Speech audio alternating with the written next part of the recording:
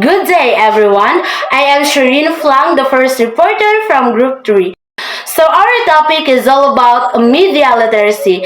So, before anything else, let me present to you the learning objectives of this lesson. So, first, we have define media literacy, cite the important roles of media literacy, examine the advantages and disadvantages of media, and last one, we have demonstrate how media literacy can be integrated in the curriculum. So, these objectives are our guidelines if we have achieved our goals in this lesson. Before I discuss media literacy, I'll show you first the video, which is a short introduction about media literacy. So take a look.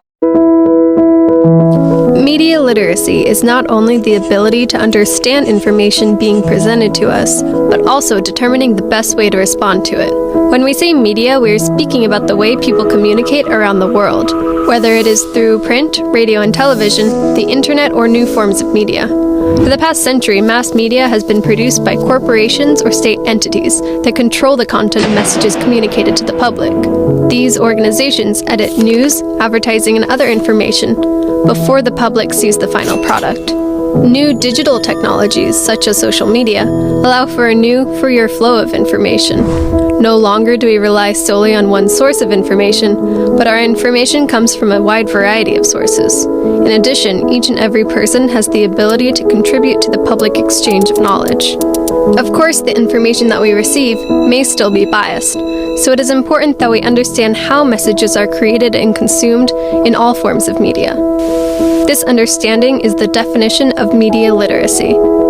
So, how do we make sense of the diversity of information being presented to us at a faster pace than ever before? We can do so by gathering, analyzing, and reflecting on that information so that we can better understand how and why a specific message is being delivered. We can start by asking questions, such as, who created this message? How is it constructed? What is being left out?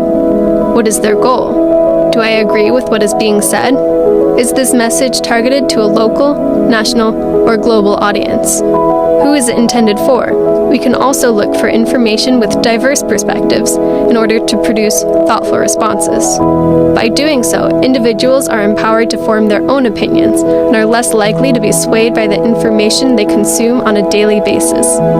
As individuals learn to evaluate information and media resources for themselves, passive citizens and consumers are transformed into engaged and active participants of the knowledge economy. Thank you so much. And now let us define what is media. So media, it is refers to all electronic or digital means and print or artistic visual use to transmit messages through reading or print media, seeing or visual media, hearing or audio media, and or changing and playing with interactive media or some combinations of each. It means different ways we use the media to share information and messages with people. This can be things we read, use, hear, or interact with. Media helps us understand ideas, stories, and news in an easier and more interesting way. So, as you can see, so there are four types of media. We have the print media, visual media, audio media, and the interactive media. For the print media, we have books, newspaper, magazine, and poster. And for the visual media, we have pictures, drawing, photos, videos, or charts that we see. And for the audio media, we have radio, podcast, music, or recorded messages that we hear. And next, we have the interactive media.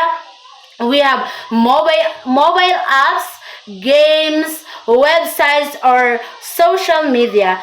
So all these media work together to help people communicate, learn, and share information in everyday life. So, media literacy is the ability to access, analyze, evaluate, and create media by Firestone 1993. So, media literacy skills are included in the educational standards in language arts, social studies, health, science, and other subjects. So many educators have discovered that media literacy is an effective and engaging way to apply critical thinking skills to a wide range of issues. So, media literacy means knowing how to understand and use media in a smart and responsible way. It is the ability to find media, think deeply about it, and judge if it is true or helpful, and make your own media like posts, videos, or projects. Media literacy helps us to not believe everything we see or hear. It teaches us to ask questions such as, is this information true? Who made it? What is the purpose? Because of this, media literacy is very important in school subjects like English, social studies, science, and health, where we often use books, videos, news, and online sources. So, for example, in language arts, so students analyze stories, ads, social media posts to understand the message. So in social studies, students check if the news or videos about history or current events are accurate. And for science, students evaluate online articles to see if the information is accurate. So in health, students analyze advertisements to see if they promote healthy or unhealthy habits, and creating a poster, blog, presentation, or social media post using correct and responsible information is also part of media literacy. So overall, media literacy helps students think critically, make good decisions, and communicate better in everyday life. We have here the other definition of media literacy. So the Ontario Ministry of Education 1989 stressed that media literacy means helping students develop an informed critical understanding of the nature of mass media, the techniques used, and their impact.